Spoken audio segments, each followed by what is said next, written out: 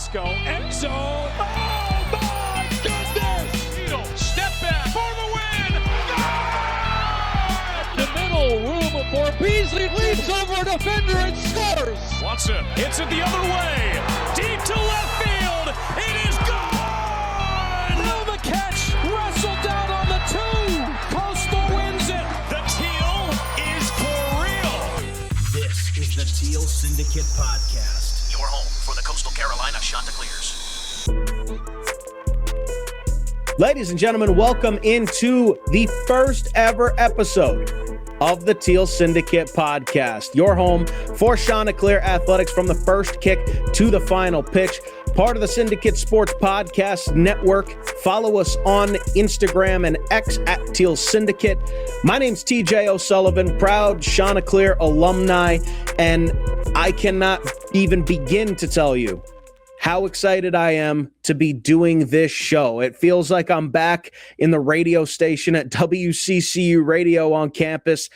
I'm ready to go. It is a new era for Teal Syndicate because of the interaction that you guys have given us on X and on Instagram. We have had just a tremendous month and a half of our existence.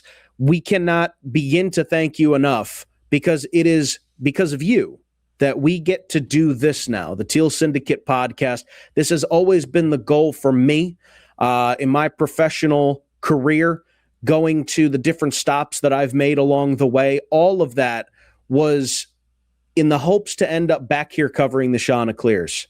So thank you so much for everything that you guys have done on socials and making this possible. This is our first school-centered show in the Syndicate Sports Podcast Network. Sunbelt Syndicate is our other show. We cover the Sunbelt Conference. We're going to have Dominick Crosetto on the show later to talk about Coastal Carolina at Media Days. But this is the first school show, and I knew that I wanted it to be this one because, you know, as you can see from my polo, as you can see from all of the memorabilia behind me, I love the Chanticleers, and I cannot wait to begin this journey with each and every one of you. It's a new era for us here at Teal Syndicate, but it's also the theme of this episode because Coastal Carolina is in the middle of a new era as well. It's been a very tumultuous offseason, a very tumultuous 2026, as a matter of fact. End of 25, Tim Beck and Coastal football part ways mutually. Tim Beck just didn't quite pan out in his 3 years in Conway, and Chance Miller, in just his third year, entering his third year of being the Coastal Carolina athletic director, he's got to make a head football coach hire. And he goes out and gets a guy by the name of Ryan Beard. Ryan Beard, former head coach of the Missouri State football program. They just came up to FBS in 2025. He's had some success, giving him a shot here in Conway. And when you listen to the guy talk, we're going to get into this a little bit with our first guest, who you guys have kind of figured out who it is, but I'm still not going to give it to you. When Ryan Beard talks, as a Coastal fan, you want to listen. Everything that he says, the intent in which they do the little things, the mentality that you have to have on and off the football field, the way that his players talk about him, you can't help but feel excited as a Coastal Carolina fan. It is a new era for the football program, and as we found out as the summer just got started, it's a new era for the baseball program as well. Kevin Schnall, just after his second year of taking the helm for legendary head coach Gary Gilmore, he's off to Columbia, South Carolina. It reads messy breakup between him and Coastal Carolina through the timeline in which things happened, the things that were said. It just doesn't, it leaves a bad taste in your mouth if you're a Coastal Carolina fan. And Kevin Schnall, he gave 24 years of his life to Coastal Carolina, and you hate to see it end that way. But then you bring in a guy named Chris Lemonis. And Chris Lemonis took a roster that had dwindled down to just 4 people. And now, here on July 20th, it's up above 35 players. We're getting baseball's so far away. Baseball is an afterthought. We're talking about football right now, heading into the fall, but you can't help but anticipate with excitement what fall camp is going to bring for the baseball program, and all these names that you hear coming in, and all these names that entered the portal and then withdrew their names because of the conversations that they had with Chris Lemonis. So it's a very tumultuous offseason for Coastal Carolina, but you can't help but be excited about what is in store for the 2026-27 season for Chanticleer Athletics. We're going to dive into all of that and more here on the pilot episode of the Teal Syndicate Podcast. Up next, we've got our very special, very secret guest that you guys have figured out, but I'm still not going to give you. Stick around for that. But first, we're going to listen to another WCCU alumni, Kyle Nachtsheim, as he gives us our strange stat of the week. Coastal Carolina has a new man in charge, and his name sounds less like a football coach and more like a guy who teaches AP history. But don't let the name fool you. Ryan Beard has spent the last decades turning defenses into nightmares. The officials say no. Ryan Beard did a great job of stripping that football out of there because he was open, he had it. Beard's football journey started at Western Kentucky, where he played defensive back from 2008 through 2011. As a freshman in 2008, he led the Hilltoppers with 3 interceptions. Apparently, stealing footballs was his specialty long before he started stealing offensive coordinators' sleep. He climbed the coaching ladder at Western Kentucky, Louisville, Central Michigan, Missouri State, you name it, and almost everywhere he went, defensive got nastier. Tackles for loss, sacks, interceptions. If there was a stat that made offensive coordinators lose sleep, Ryan Beard's units usually piled up plenty of them. Shermer harassed, and he's down again. The sacks piling up. It's Keith Brown. Now, every resume has that one awkward family photo. Louisville in 2018? Yeah, let's just say the Cardinals gave up more yards than your uncle claims he walked to school. They allowed over 44 points a game, and the defense finished near the bottom nationally. But here's the thing, that season didn't define Beard at Missouri State. First as defensive coordinator and then as head coach, his team started making noise on both sides of the football. Quarterback Jacob Clark racked up more than 3,600 total yards in 2024. The Bears rolled up over 5,000 yards of offense, and running back Jacardia Wright found the end zone 14 times. Here's Clark on the boot. Let's it rip. Has a man wide open. It's Dash Luke for a touchdown. 39 yards. So Coastal Carolina isn't just getting a defensive guru, they're getting a head coach who's built successful defenses, developed productive offenses, and climbed every rung of the coaching ladder. The Chanticleers are hoping Ryan Beard can bring hard-nosed football back to Conway, and if his defenses have anything to say about it, opposing quarterbacks may want to start updating their resumes. For Teal Syndicate, I'm Kyle Nachtsheim, and this has been One Strange Stat.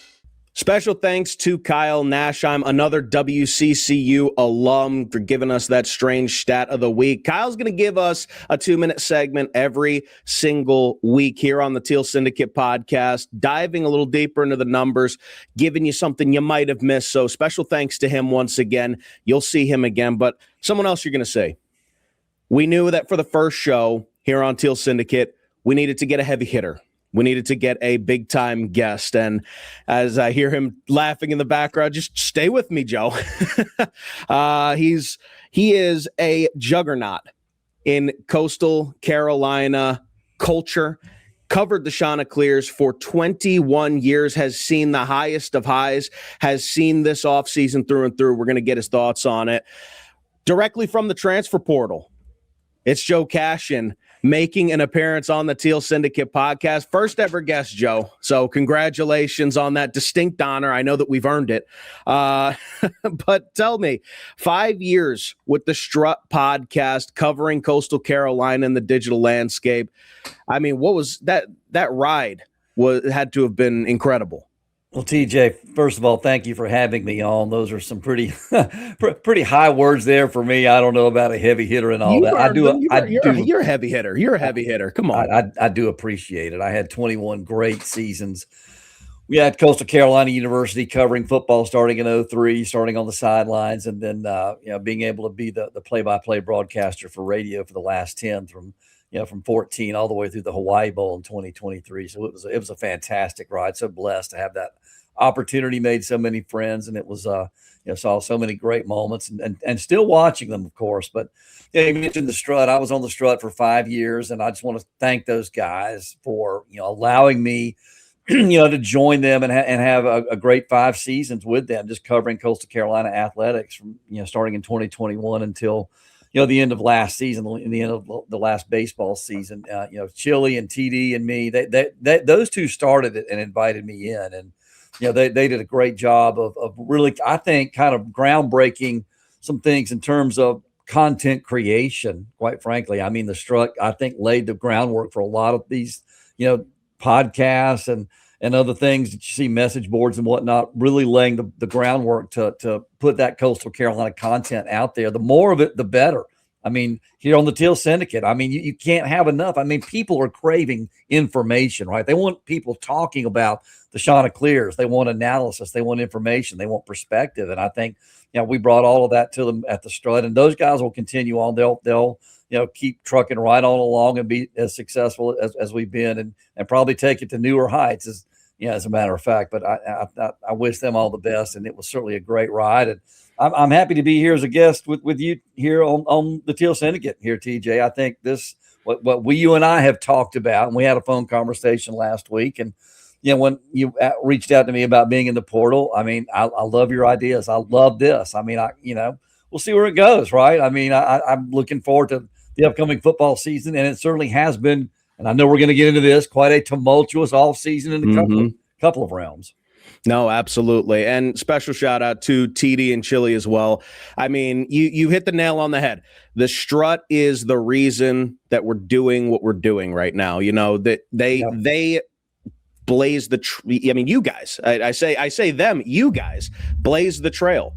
And now you're seeing some of this digital media uproar at Coastal Carolina. Teal Syndicate, we're glad to be a part of it, but CCU Brew, the new newsletter that just launched with the university, you guys blazed the path, and we thank you for that as Chanticleer Nation, and we're very happy to have you here on the show.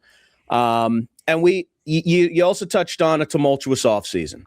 It has been really a year of tumultuous and ups and downs, starting with beginning of 2026, or rather the end of 2025, Coastal parts ways with Tim Beck. And that was from what was reported, a mutual parting of ways. They shook hands, didn't work out. And then they move on to Missouri State head coach Ryan Beard. Then you have, of course, which we're going to start with, the Kevin Schnall situation. Just as a whole, from the beginning of 2026 till now, I mean, you've covered the Chanticleers for a very long time. You're seeing 2 major head coach changes in the athletic department. What has this time been like for you as kind of that observer and someone who's seen a lot of this happen before? Like, what are your first impressions? Well, it's certainly fascinating, right? I mean, in all the years that I was around, I never saw anything like 2 major head coaches in one season. I think back to how tumultuous it was when the university and then President Dr. David DeCenzo made the decision to move on from David Bennett after 9 seasons. Well, really 10, because we had a year where we got prepared in 2002, and then the first year was 2003. And we had a tremendous amount of success from 2003 to 2006. It was incredible to watch. 34-11 and 3 conference championships, and big time players that came through. And then from 2007 through the end of the 2011 season, it just we just didn't do a lot. I mean, we just didn't. And then the decision was made to part ways with Coach Bennett and bring Joe Moglia in.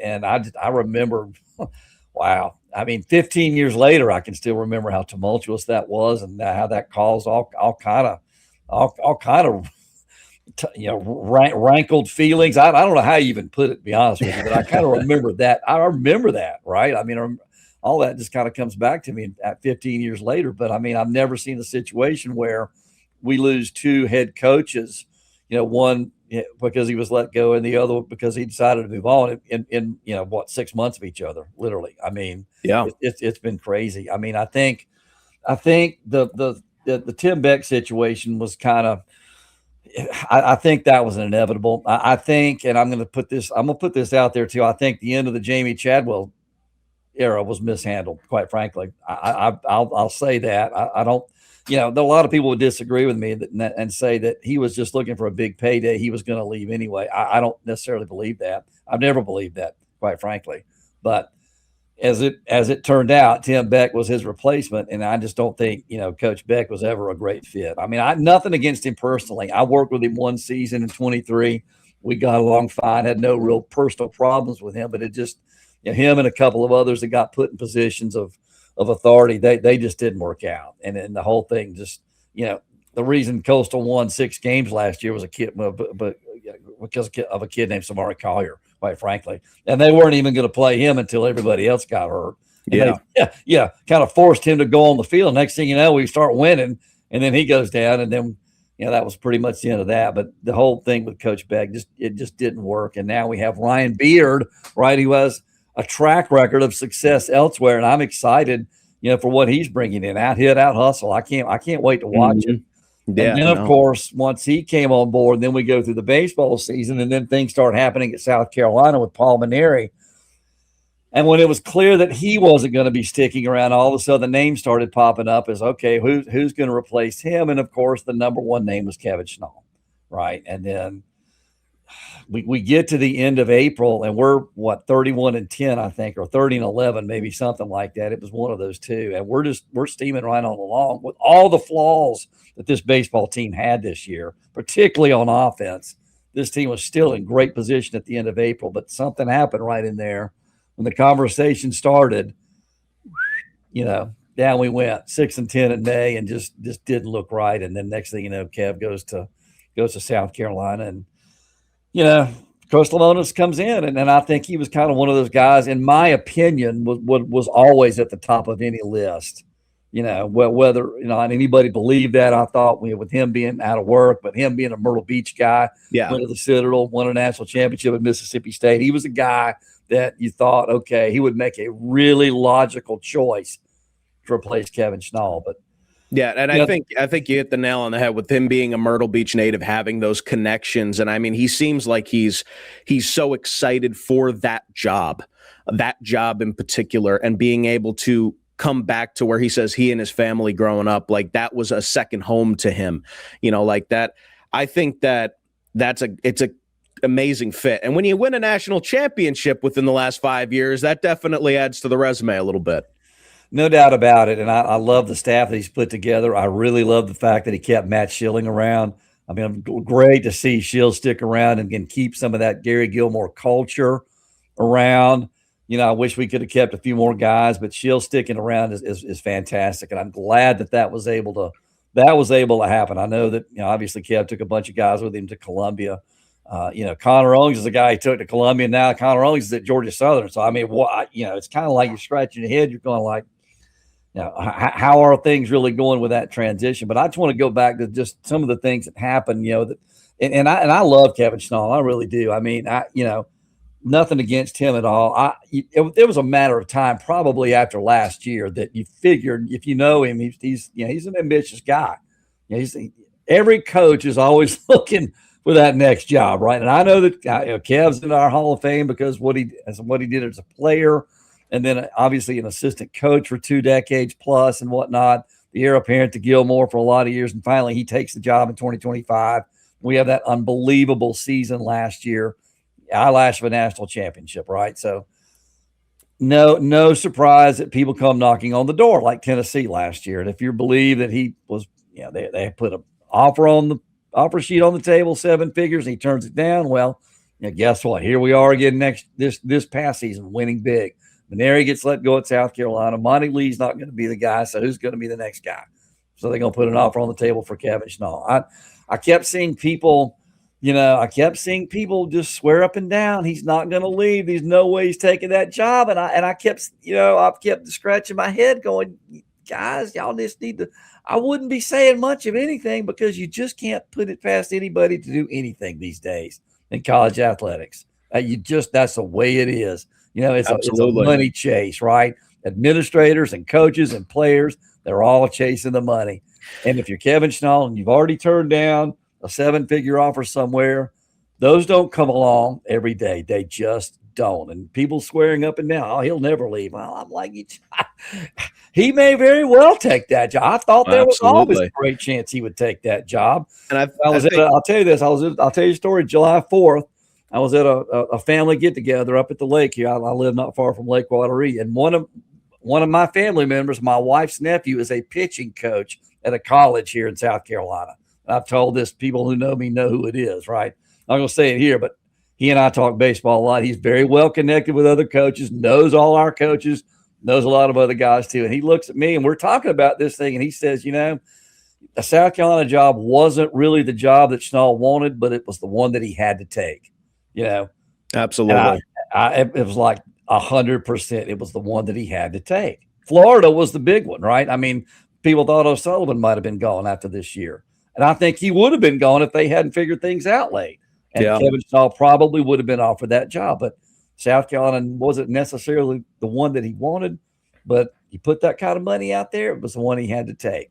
The problem that I have on TJ, and I don't want to run too long with this, the problem that I have is kind of the way that he left, right? Some of the things that he said really just kind of rankled me, and I know a lot of other people, and the way that he kind of bit back at some people. He called some folks up and, who took him to task for some things. He was calling people up the morning that it was announced he took the South Carolina job.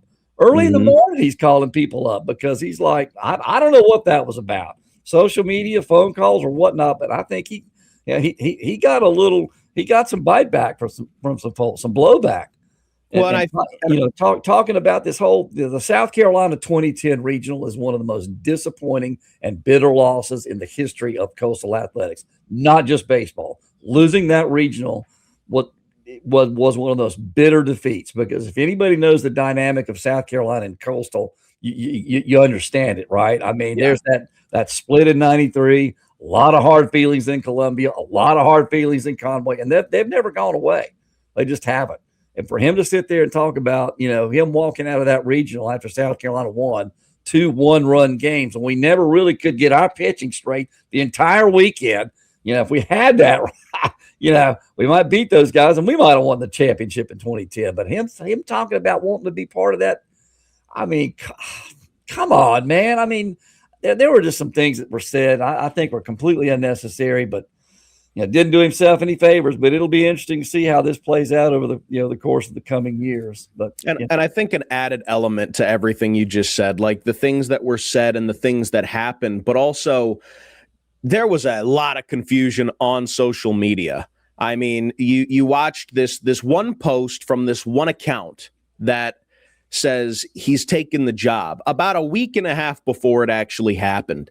And this was right around the time that the Teal Syndicate Twitter page was just starting up.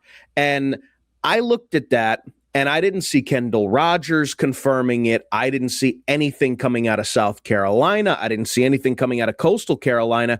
And I made my calls. I was like, hey, what's going on here? Like, is there actually some truth to this? And I couldn't get anything from anybody. So we finally come out and say, this is not confirmed. And I think that when Teal Syndicate did that, when a lot of the other places did that, covering Coastal Carolina, I think a lot of people also got some hope from that. About maybe this is just the craziness that is occurring because of the new social media era and the internet. It's just doing its thing. And then a week and a half later, we're talking about maybe days after the Gianna Forbes interview with Chance Miller. And Chance Miller said, I just talked to him earlier today. We're talking about Omaha in 2027. And then a couple days later, he's the head coach in Columbia. So I think that there's what you said and the feelings between Coastal Carolina and South Carolina, but media definitely played a role in the way that people are feeling, I feel like. Yeah, I mean, it was kind of my feeling was when we got beat in Tallahassee that it wouldn't be, if this was going to happen, it would be maybe a day or two after we get back, right? After we get back from that trip. Yeah, the timeline's weird too. Yeah. Yeah, that's when it was good. And we didn't hear anything. Nobody heard really anything in terms of, like you're talking about the reporting. I mean, no one really reported anything being confirmed. Just still, it was rumor central for, another full week or so. It's like, and the longer it kind of dragged on, you kind of felt like, well, I mean, if they've not named him if he's the number one guy and Coastal is out of the picture, there's no more baseball to be played. You want to, and with the portal and all that stuff going on, you want to get a guy in here quickly, and it just didn't happen that way. Well, it's also from South Carolina's standpoint, right? They're trying to compete in the SEC. The portal plays a role on them too. Sure. So a week, 10 days into the portal, that change, little confusing, right? And Scott Forbes' name all of a sudden popped up as a guy, and I never really thought that was a serious. I didn't think that was kind of a serious thing. Maybe an agent trying to get his coach in there to maybe get some leverage. I don't know what that was, but I mean, anyway, that all of a sudden, his name pops up. But yeah, I mean, it took a while, and then of course when he is announced as the South Carolina coach that he was going to South Carolina, that's when it all. That's when it all broke loose. And by then, I mean, Coastal's roster was down to not many guys. And then you had a bunch of guys. It's like, what is going on? I mean, was he sitting there taking that South Carolina job and making roster moves? I mean, I think that he was. I absolutely believe that he was. It's strange. The one thing that Joe Katz said, it's very strange to think that if you're going to take the job, why you're doing exit meetings and suggesting, because we've heard from a couple of different players, why are you suggesting they move on, right? Colby Thorndike is a great example. He goes to Francis Marion. That's a guy who started for Coastal and was a part of a platoon this year at first base. He takes another position elsewhere, reportedly because he was told to, and same thing with Jackson Appleman and some other guys. I don't want to put words in their mouth, but this is just stuff that I'm hearing. And then Kevin Schnall takes another job. So it's a very interesting way that this all went down. Absolutely. And again, going back to tell you another quick story too, going back to what, Kev mentioned about wanting to be part of that fan base after the 2010 loss. I can tell you somebody that in a million years would have never taken that job, and that would be Gary Gilmore, because I was at Gary Gilmore's Hall of Fame induction last fall. I was actually a guest of Matt Hogue. Because Matt hired me at Coastal, and he invited me to come to his Hall of Fame. And of course, Matt and Gilly, they were going in on the same night. And Gilly had his speech was the last one of the night, and he spoke for a while. And of course, he deserved to speak for as long as he wanted to. One of the last stories that he told was that 2010 regional and how bitter that was, and how when it was over and he was one of the last people in that stadium walking out, how some South Carolina people were just giving it to him. I mean, and it just made him just red hot with anger and fury. And you could, anybody sitting in that room that night could feel it and sense it and tell it just how much that hurt him, and how angry he was at how that whole thing went down, how there were, South Carolina people in Pelicans Park all over the place. And, if you don't think that the 2016 national championship team is the best that Coastal ever had, or even 2025, that 2010 team is the best. I mean, those three teams, whoever has a poll, whoever has an opinion, that 2010 team was national championship worthy easily. And that loss was a bitter, bitter pill for Gilly to swallow, which still burns him to this day. And then for, to hear Schnall say what he said about it, like I'd love to be part of that fan base one day. Just really just blows me away. It really does. I'm like, man, geez, you might be on an island on that one, because I don't think anybody else in Teal would have wanted to be part of that after what happened. And then, of course, obviously the relationship with South Carolina and Coastal through the years too. Yeah. I think it's a mix of just the history between the two schools and the history between the fan bases and everything, the timeline, some of the things that were done. Like it hit Coastal Carolina hard. And now that we've had a couple weeks to digest it, right, and see what Coastal has done to move forward. You know, Chris Lemonis is doing a heck of a job filling out this roster. I mean, one of the biggest wins, I think, for Chris Lemonis is getting Rex Watson to return. Yeah. And then filling out the rest of the roster with a lot of big name transfers. I mean, just what are your first impressions of Lemonis and, you know, Myrtle Beach native coming home? And what have you seen from him? What do you like from him? Well, I mean, I think he's a natural fit again. I mean, being a Myrtle Beach guy, and obviously he has the pedigree, he has the resume of winning a national championship. And like you say, I mean, he came right in, hit the ground running, which he had to, because again, like you and I just talked about, there was, I mean, last one out, turn the lights off, right? You know, I mean, there was nobody hardly left on the roster, and I saw some fans.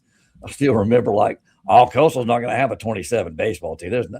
I'm like, yeah, they will. Let's just let Coastal hire somebody. They'll find some talent. They'll get some guys. They'll put 9 on the field.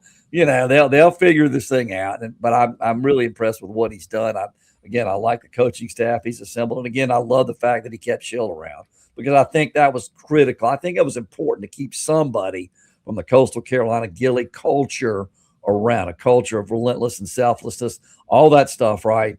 You know, 30 plus years of winning, national championship caliber program, not a mid-major in my opinion. I can't stand that term, but you keep a guy like Schill around who's been there and done that, right, as a player and a coach here. I love that. And again, I love the talent. I haven't gotten into a lot of these names yet. Mm-hmm. DJ, please forgive me. I haven't done a deep dive into that. I will as we go along, but you know, the fact that you know, you see some of these guys coming in, okay, you feel like we're going to be okay. Coastal's going to be okay in 27 moving forward. Yeah, absolutely. And I think that you're right. Keeping somebody from the Gilmore tree in the family, that was important to not only the success of the baseball team, but also the fan base. I mean, yes. Keeping Schilling around, people love Matt Schilling. He's fantastic. And that mixed with, I think, just what you see from Lemonis when he talks about Coastal in the few opportunities that we've had. I mean, he truly loves this place. Yeah. He loves Myrtle Beach. He loves Conway. He loves Coastal Carolina. And I think that with everything that we just talked about with Schnall, you know, not to say that Kevin Schnall doesn't love Coastal Carolina. He absolutely does. You don't spend a quarter of a century in one place if you don't love it, right? But with the way that things ended, I think it was important to the fan base once again to get somebody that truly felt like it was his duty to be there. And, you know, what are your thoughts on that? Well, 100%, absolutely. And I think Lemonis has done a great job of embracing Coastal. I mean, obviously being a native of the area helps in that regard, but I think he's done a great job to embrace it and try to keep the culture together, you know, as he moves forward. And now the leader of the program. And I think he'll get a lot of help, you know, from the baseball alumni, a great group of people, right? A lot of help from Gilly. You know, he's going to have those people around him, you know, to help keep this thing moving forward at a high level, because that's what Coastal fans have come to expect. And there should be high expectations. There should always be high expectations for baseball. A lot of people perceive it as the flagship sports program of the university, and having won a national championship, hard to argue against that, right?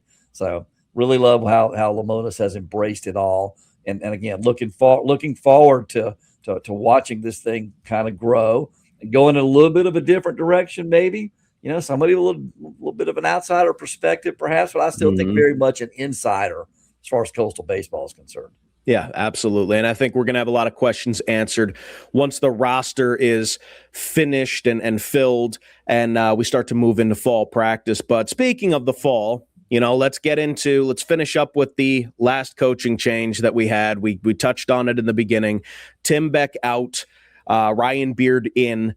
Watching his media days interview this past week, you know, you were telling me off mic that you really loved what he had to say. And, you know, what do you think that hire in particular tells you about the direction Coastal football is headed in? I think what it says is we're looking for, Coastal's looking for an exciting brand of football on the offensive side of the ball, defensively flying around and hitting people. I mean, that's kind of what Coach Beard was talking about. And I'm excited to see it. I mean, I think there needed to be an infusion of energy and excitement, right? There just needed to be. We kind of toiled away 3 years, just kind of, again, nothing personal to Coach Beck, but Coach Beck much more suited, I think, to the assistant coach role. Been a good offensive coordinator elsewhere, got hired to be the head coach, just wasn't suited for that role. And I don't think he ever really sold it to the fans like a head coach has got to sell it to the fans. They've got to be able to sell what's going on. And they've got to be upfront and transparent with fans. And I just don't think for 3 years that happened. I think Coach Beard is going to do that. Right, I think we're going to see an exciting brand of football. We're going to throw the ball around and put it in playmakers' hands. We've got some guys on the roster that can do some things. Had them last year, but I think they brought in some newer guys this season, and I think we're going to see that. The schedule is certainly very, very interesting, very challenging. Looking forward to the West Virginia opener here in September, and from there on out, I mean, it's going to be a great schedule. But I think he brings an added energy, more excitement. Let's get the fans in the stands. Let's sell this thing. He's not afraid to, not afraid to talk about it, right? I mean, he'll tell you what's going on. I think the fans will see that. So I'm excited about it. Kind of miss going to those media days in New Orleans, but it's always talking season's always fun, right? I mean, everybody's undefeated and no one's lost a game. So it's everybody's perfect right now. Perfect season right now for everybody. Everybody's feeling good right now. We'll give it a couple weeks and we'll revisit that. But it's one of the things that stuck out to me about Beard was just the attention to detail that he brings to the table and the way that he speaks about. A lot of it sounds like coach speak, but I think, you can correct me if I'm wrong. I think you can tell when someone truly means something and somebody from the media department told them to say it. I think that Ryan Beard and his attention to detail is like what really reminds me of the Jamie Chadwell era. You've had a lot of conversations with Jamie Chadwell and the fact that it's not necessarily about the wins and losses. It's about the little things that go into the wins, getting those things correct, making sure that, each and every player is focusing as hard on their off the field lives as they are on the field and taking pride in that. That's what stuck out to me. And especially the fact that he is a former special teams coordinator and has so much access. Like personnel is the name of the game for him. And as a special teams coordinator, how do you think that all of that kind of culminates into what will be a successful head coach in the Sun Belt? I do love the fact that he talks about you approach everything in life the same way, not just football, not just your assignments on the field, but you have to approach everything as you talked about with that degree of preparation. It doesn't matter what it is that you're doing, but you got to approach everything the same way. Whether how you get up in the morning, how you eat breakfast, how you go to class, how you study, right? Whatever it is, whatever task it is. You approach it with the same level of preparation and attention to detail, because you have to do that. You have to do those kind of things, right? And I love hearing him talk about that. It's much more important. You get the little stuff right off the field, then you can figure this stuff out on the field. You get that foundation of figuring things out elsewhere, right? That will translate over. I heard the same, as you alluded to. I heard the same thing from Jamie when he was our coach, right? I mean, Jamie had it going on. I mean, and obviously this is a big year at Liberty for him, but he spoke in the same way, right? I mean, he expected guys to get things right off the field, and they had those guys prepared, right? Once they got the culture right and everybody was bought in, and that's another big thing. Everybody's got to be bought into it, right? You got to be upfront and honest with the players. If you're the coaches, you got to be upfront and honest. Give the players the assessment that they need, right? You got to do those things as coaches, right?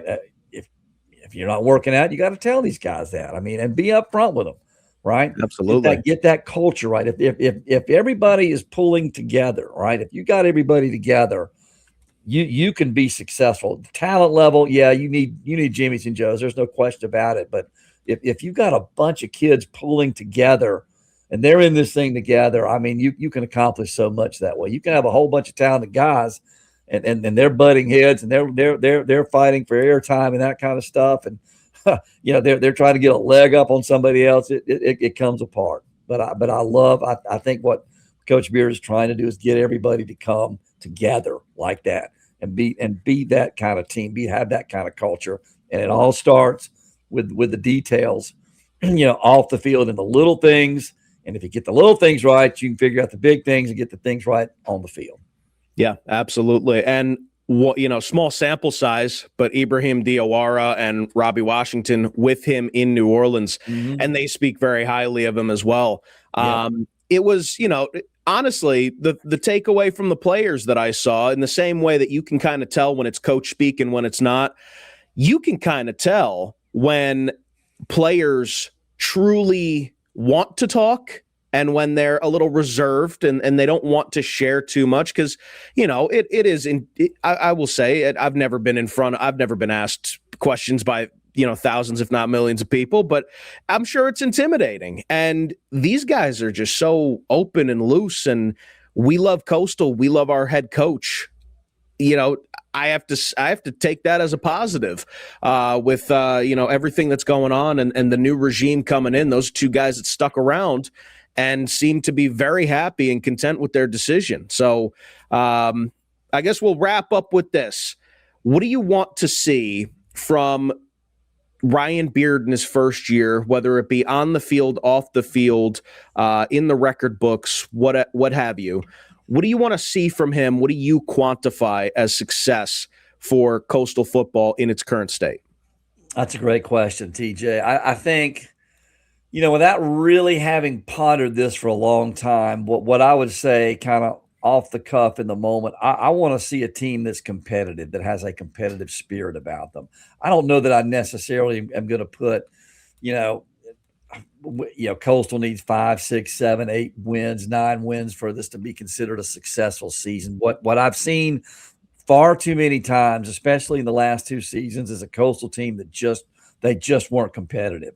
And that was just untenable, right? I mean, in the losses that Coastal has taken in the last 2 years, many of them have been uncompetitive. We just haven't shown up ready to play. And I think that had a big part in why Tim Beck is no longer the head coach. I want to see a competitive football team, right? Jamie Chadwell's first year at Coastal went 5-7, but 4 of those losses were by 24 points. I mean, that was so close to being that 2019 season. Like I said, it was 5-7. It was so close to being, 6-6, 7-5, perhaps maybe even 8-4 if we get a bounce or two here or there. But that team was competitive. We just weren't quite there yet. 2020, you saw with Grayson McCall coming on the scene, that's when things went way up in a hurry, right? We go from 5-7 to 11-1. I want to see a team that competes. Win, lose, or draw, I want to see a team that competes. Don't give up. Don't give in. Again, far too many times, blowout losses over the last 2 years. Let's see some competitive spirit, competitive fight from this football team in 2026. And we'll find out if they've got that competitive fight on September 5th, as you mentioned, taking on West Virginia at their place, seeing if we can put a damper on that country roads at the end of the game. Joe, very much appreciate your time. We got to have you back. We'll figure it out. We gotta get you back on here. This was incredible as a first guest. Yeah, very happy you took the time. Thank you very much. DJ, I appreciate it very much. And just let me know, man. Just let me know what's going on. Be glad to hop back on with you. Absolutely. Coming up next, we've got Dominick Crosetto from Sunbelt Syndicate. Take a little deeper dive into media days, preview the Chanticleer schedule. Don't go anywhere. You're listening to Teal Syndicate. This is the Teal Syndicate Podcast, your home for the Coastal Carolina Chanticleers. And we're back on the Teal Syndicate Podcast, part of the Syndicate Sports Podcast Network. Special thanks to Joe Cashion for giving us his time here. Like I said, We're going to get him back on here. He's a great interview. He knows everything about the Chants, obviously, 21 years in the game. But now we turn our attention to Sunbelt Media Days and take a little deeper dive.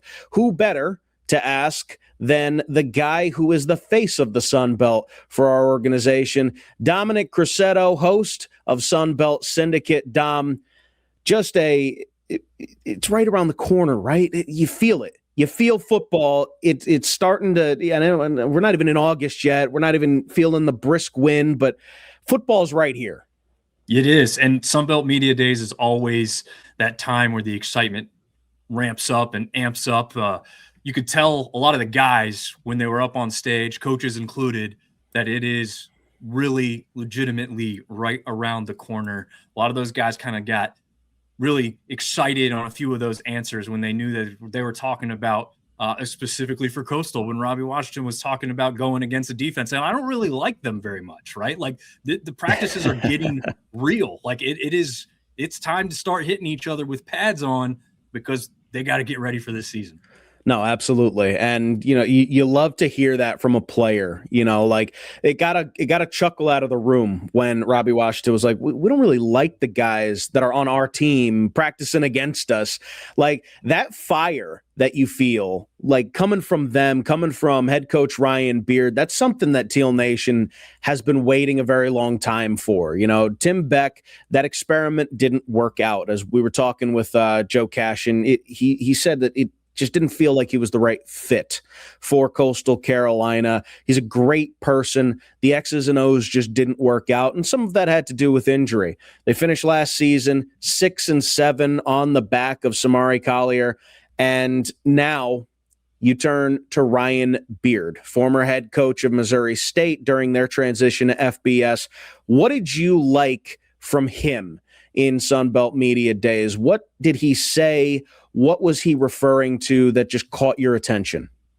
Yeah, and first of all, I think the same thing with Tim Beck, that it just didn't work out. It seemed like he was a football guy. He looked the part of a football guy, right? But there is something different. There's an energy and excitement with Ryan Beard, and I feel like a lot of that has to do with being what I would assume is a really good players coach, right? He came from Western Kentucky in his playing days where he played defensive back over there.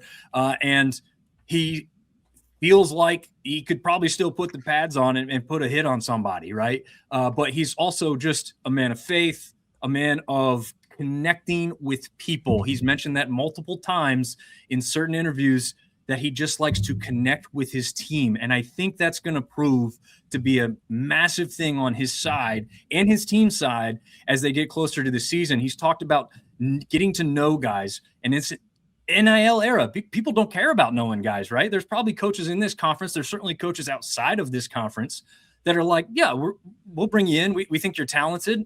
I'm going to sit over here on the golf cart. You're going to show me what you got. If you're good enough, I'm going to play you. Go watch Ryan Beard mic'd up at a Coastal Carolina practice. It's going to put in your mind that this Coastal team may surprise a lot of people. He ain't sitting on the golf cart, folks. He's out there talking to his players. Every rep, it seems like he's getting something to these guys. He's out there physically giving high fives. He's out there as a physical presence. I was blown away by this guy coming in and setting the tone and the precedent up early that this team is going to be different this year. Yeah, and we were talking to Joe Cashion just before you came on, and he said a lot of the same things, right? It was the out-hit, out-hustle mentality that he brought to the podium, the working on the little things, both on and off the field. You can't just turn that switch on, right? You have to be methodical. You have to do everything that you do, whether it be with football or your personal life, with a purpose. And a lot of Joe and I agreed, one of the things that reminds us of is the Jamie Chadwell era at Coastal Carolina. The way that there's such an intent, there's such a going to baseball, some selflessness, relentlessness. Every single time you step in between those white lines. I mean, did you get any Jamie Chadwell vibes from him? Now that you say that, yes, it's been a number of years, right, since Chadwell's been around now, and maybe I distanced myself a little bit too much from that. But yeah, the pride and the passion that Chadwell seemed to have does seem to resonate through Beard, and it's just instant, right? Like as soon as I click over, I see his introductory press conference, him talking to the guys on the field, the way Robbie Washington talked about him on the Sunbelt Media Days podium. That wasn't a player speak, coach speak type of answer. He said, I love this guy, right? Like it was evident in how he answered that question when he talked about, well, what's the dynamic with the coach? I'm paraphrasing. I'm not exactly sure how they phrased the question up front, but he was asked about his coach and he just lit up. And he looks at his coach. He made eye contact with his coach. Again, the connecting thing is true. People say that stuff all the time, but there is proof in the pudding, and visually it is coming across, whether you see this guy out on the field or you see him at the podium with his players that he's chosen for a reason. And it seems like they've also chosen him, which is a win-win across the board when you're looking for quick connection and these groups of players that are all now coming from all over the country to come and play a season together at least, because we know no team in this conference is going to be the same this year, next year, or previous years. So it's vitally important that these things ring true, and it definitely feels that way. One little quote that he had too, he turned around at the introductory press conference, he turned to Chance Miller and he says, "You didn't have to fly me here. I would have walked here for this job." And again, that's something anybody can say, but you felt it when he said it. It wasn't just, I'm going to open up the press conference with this little cliche thing to get everybody on my side. No, that was emotion that rang true with his words there. Yeah, no, absolutely. Another thing that he did in the press conference that it stuck out to me was the fact that he's talking about Coastal Carolina. You know, this is the Teal Syndicate podcast, right? We cover Coastal Carolina. We're passionate about Coastal Carolina, but it's been 2 straight 6-win seasons, right? We are pretty far removed from the days of 10, 11 win seasons at Coastal Carolina, looking to get back to that. But to come into a press conference where you're entering the job, right? And your program has picked up just 12 wins in the last 2 seasons, excuse me. And the confidence and the mentality of, hey guys, like we're second on the podium in media days. Just want to let you know, you've all got a target on your back. We are coming for you. That was something that stuck out to me. It just goes back to that intensity that you're talking about with him. Every little thing matters. Do every little thing perfect, and the wins are going to follow. Yeah. Another thing that he mentioned that, again, people say all the time, it doesn't necessarily ring true. He says this coaching staff is going to put the best players on the field. And the way he talked about how he's going to name a starting quarterback, I thought was very intriguing, right? You say, well, we've got a guy in mind. We'll see who the leader in the clubhouse is closer to the start of the season. You know, you hear these things. He says, we're going to know who the starting quarterback is by who the team decides. Now, he's not saying that as he's going to take a vote, right? That's not what he's saying. He's saying that it's going to become obvious and evident through practice and preparation on who these guys rally around and who these guys know is the true leader of this football team. I've got a feeling on who I think it might be early, but I think that's a great thing because he's not committing and he's literally telling his team by not directly saying it, you guys are going to help me decide who this guy is by the way you react to who you're working with on the offensive side of the ball. Probably a little bit on the other side, right? Who the defense respects a little bit more as well, right? Who's the guy that threatens them when they're out there on the practice field? I love that way he phrased that. I don't know if I've heard anybody else say it in that fashion. And that really caught my ear when he said that. And I said, man, I love everything about this guy so far. And we know that, unfortunately, patience isn't a virtue many people have, and football programs are one of the biggest contributors to that statement not being true, right? Like win or get out. But this guy was highly sought after. This Coastal program wasn't the only one he interviewed with, right? This is a hot name in the coaching carousel that Coastal got at the right time. And let's hope that he succeeds. I think he's going to, from everything I've seen early. I'm excited to see what he puts out there. A defensive-minded guy who played defense when he played, coming from the defense and special teams coordinator positions in the past. He says he's going to try and light up the scoreboard. Another thing that I loved hearing from him, that it's got to have Coastal fans excited, because let's be honest, they didn't put it in the end zone as much as they needed to last year. Defense, was probably their stronger suit. Offensively, they needed to see a little bit more, and a lot of that had to do with inconsistency at the quarterback position with injuries and such. But this team this fan base as well should be excited about what they're about to see. It doesn't mean they're going to go, 12-0. I'm not, we got to temper some expectations, but this team should play to your audience a little bit. You want to say 12-0? There you go. I mean, hey, if Coastal fans think it's going to happen and these guys start putting it in their minds, we saw what James Madison went out there and did last year. It's not impossible. You play yourself into the position you want to be in. Again, this is the types of things he's talking about as a coach. So I think he's going to have these guys believing. Now, if they go out there and put a couple wins together early part of the season, belief is strong. It can carry you through things. You don't always have to be the most talented team to win. But if these guys are all playing for each other, you never know where it can take you. Yeah, absolutely. And you touched on his background as both a player and a coach. The one thing that sticks out to me is the fact that he is a former special teams coordinator. When you think about influence that a coach in a particular program has, or any program for that matter, has on just sheer numbers of players on the roster, it's special. Head coach is one, special teams is two, right? Head coach oversees everything, right? They are the manager. It is their program. But when you're talking about, you got kickoff, kick return, punt return, field goal block. You're talking about 6 different main formations that you need to find 11 guys for.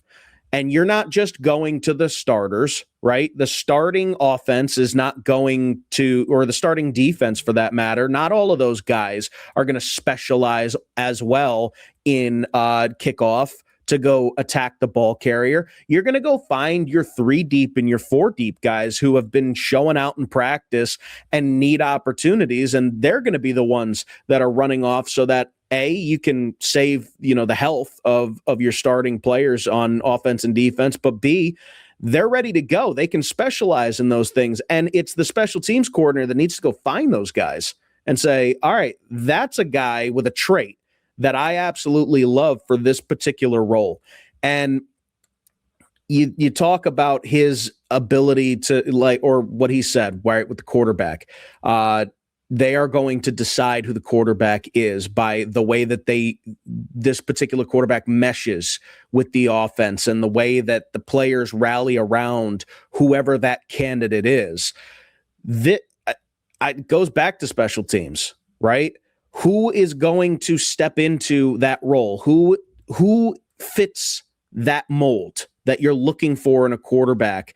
And it also goes into the game planning, because he said he's going to adjust to the players he has and not make them play to the system he wants, which again reminds me of Jamie Chadwell. I'm sorry to keep going back to him, but Jamie Chadwell, he had a quarterback who could just throw the laces off the ball and could, complete passes at a higher clip than a whole lot of people in the country could in Grayson McCall, but he was best on his legs.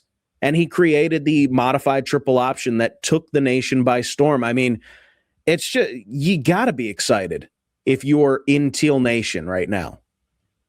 Yes, I think you definitely have to be excited, because it sounds like all 4 of these quarterbacks can get it done, really, right, is what he's saying, right? There's a reason that there's a competition for number 1, is because they all have some legitimate chance for whatever reason that is.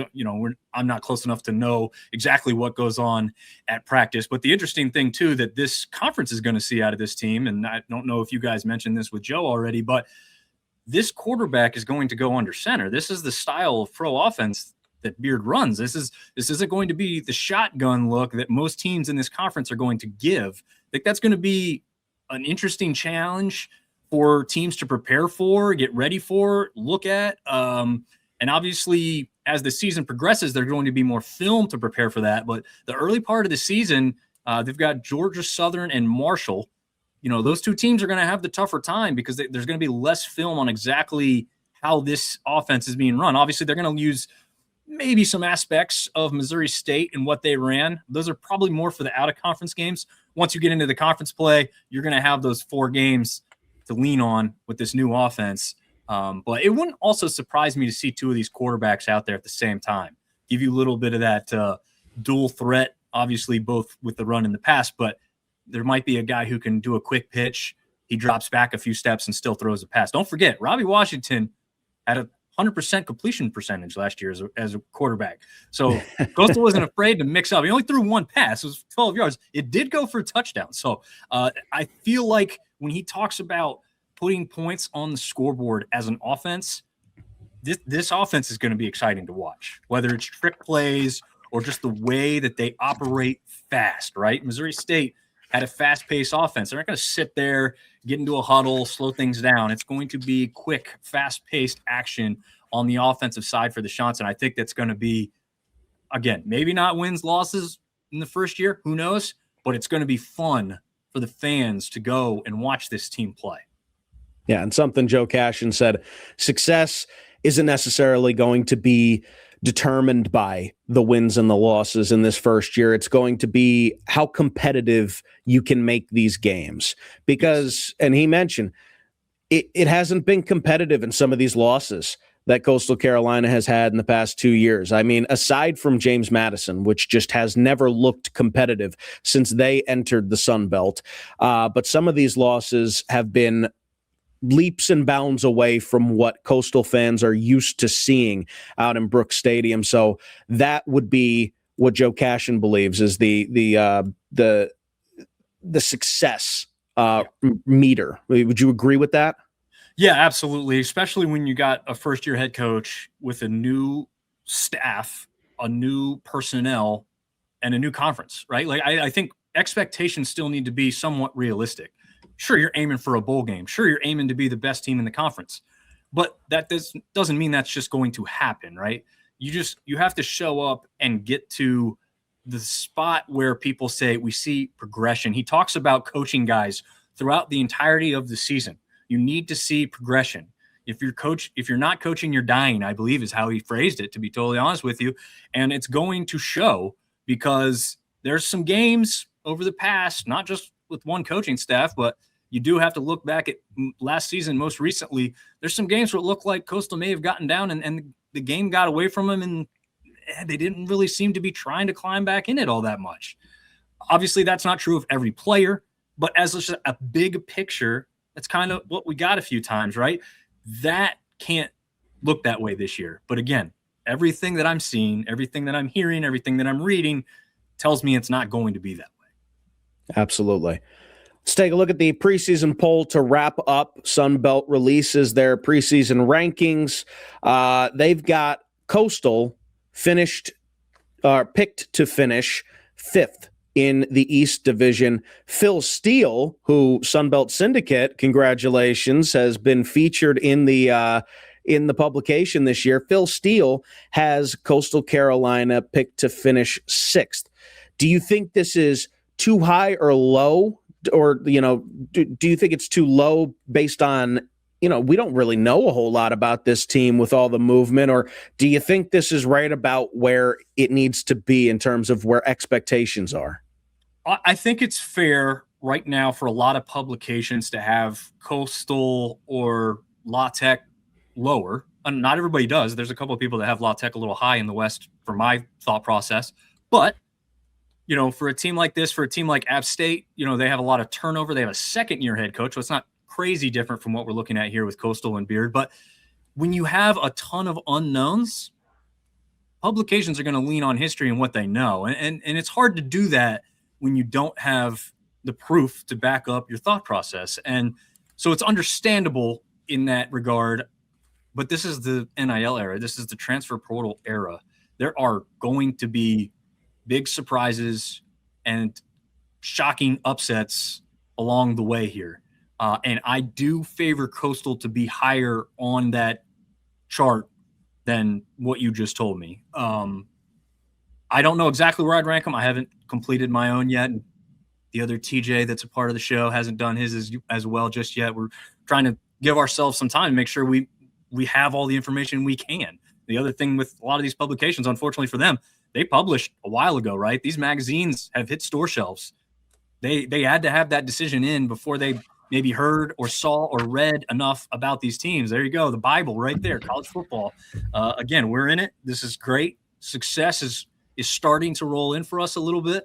And this podcast being a massive part of what we're trying to accomplish as well. So, I just think Coastal will surprise. Maybe they're not going to be at the very top of the standings, but I'd be shocked if they weren't extremely competitive in every single game. You mentioned that JMU series and them not being extremely competitive throughout the early history of that one right here in the Sun Belt, but it would not surprise me. Again, you've got another team in James Madison.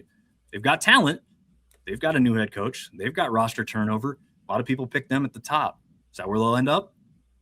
That's a lot of question marks. That's two quick head coaches flipped around. App State saw the same thing. Look where they're at now. They're towards the bottom. They're picked towards the bottom of this conference as well. So a lot of question marks, but as much as people don't like the unknown, it's kind of exciting, right? Because now we're like, well, what's going to happen?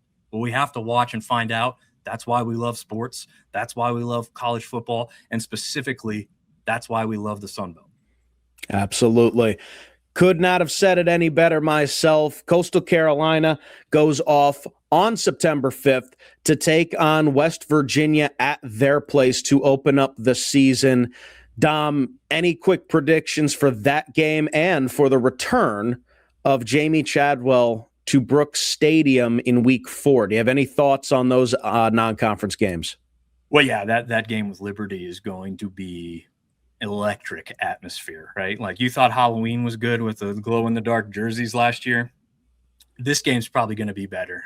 This is 7:30 night game as well. So that one is one you don't want to miss. I don't care if you're there in person or you have to be catching it on TV. It is going to be an ESPN broadcast for those of you who can't get down there to Conway and take that one in personally. West Virginia, I think is going to be a little bit of a tough game. But again, this is the exciting part. West Virginia has nothing on this team right now, right? They have no great film to take in. They don't know who the starting quarterback's going to be. They don't know exactly what the defense is going to look like. Those are all big advantages in this first matchup. It's on the road, West Virginia, not an easy place to play, but we've seen some close games before at the beginning part of the season. I think this game is very close, at least until halftime. But again, you get in striking distance late into that third quarter, this is where Coastal jumps up and says, we're here. We've arrived. Our new head coach is the guy. And this team is going to be back on the map like they were when they were beating BYU and getting to the bowl game. So it's going to be an exciting one for Coastal this season for sure. Can't wait for it. And also cannot wait to watch the first episode of season, 4 of Sunbelt Syndicate? Season 4, season 5. Well, it's hard. I will say it's hard because, the first season ever I did solo, no video. So I kind of consider the real start to be when Mr. TJ Corman, a former player, not quite within the Sun Belt Conference, of course, back in the App State days in the SoCon. But we had some history with Coastal back then that's kind of the real start. That was the real thing. It was kind of a year of trial and error by myself solo. So that got it all started out. And again, bringing you in, you've got your own show now. This is going to be a lot of fun for multiple aspects. And we're excited to continue bringing you guys more content. Stay with us because it's going to be a fun year of college football, but also basketball, baseball. And we're going to hit on a couple other sports that we haven't maybe put as much time and effort into before. We have got a good soccer conference too. That sneaks up out there. Coastal's got a good soccer team. So we'll see what all of that can bring us. Yeah, absolutely. Sunbelt Syndicate. I'm not just saying this because I'm a part of Syndicate, but Sunbelt Syndicate does a fantastic job covering the conference. If you want a conference overview version of a podcast, something to watch, check them out. I'm going to switch and debut this little ticker here. Boom. We've got the Sunbelt Syndicate podcast. We're now in it. Follow them on X, on Instagram. Those are down below. Sunbelt Syndicate on both of those. Dom, it's been a pleasure. Great to have you as always. And I'm sure you'll be back on the show as the season goes on. Oh, absolutely. One of my top vacation spots is the Myrtle Beach area, which obviously is super close to Conway there. So getting that feeling even more so when I'm passing through that area. Thanks for having me on. It was a joy. And yeah, we'll see you again real soon. I know it. That's going to do it here on the first episode of the Teal Syndicate Podcast. Again, we cannot thank you enough for the support that you have shown this page on Instagram and on X. Follow us if you haven't already at Teal Syndicate. New episodes dropping every Monday wherever you get your podcasts, Apple Podcasts, Spotify, or YouTube for the full video version. Check us out next week as we dive even deeper into the football preseason. My name's TJ O'Sullivan. Glad to have you with us, and we'll see you next time. Shots up.